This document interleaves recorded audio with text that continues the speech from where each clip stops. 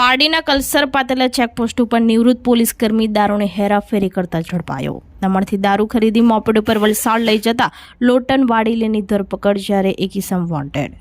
Kalsar પાતેલા checkpost ઉપર નિવૃત્ત police કર્મચારી દારૂને હેરાફેરી કરતા પોલીસે ધરપકડ કરી હતી।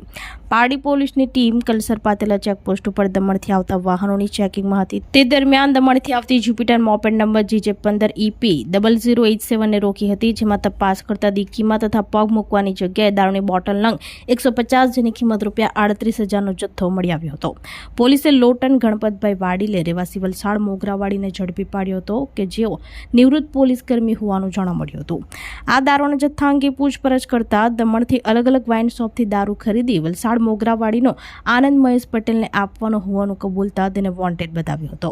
પોલીસે દારૂનો જથ્થો, મોપેડ સહિત કુલ ₹88,000નો મુદ્દામાલ કબજે કરી પ્રોહિબિશન એક્ટ હેઠળ ગુનો નોંધી વધુ તપાસ હાથ ધરી છે।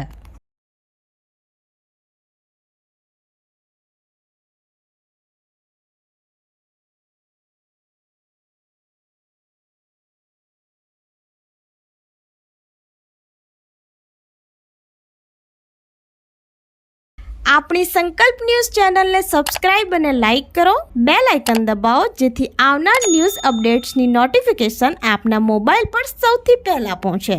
Like, subscribe and share the video.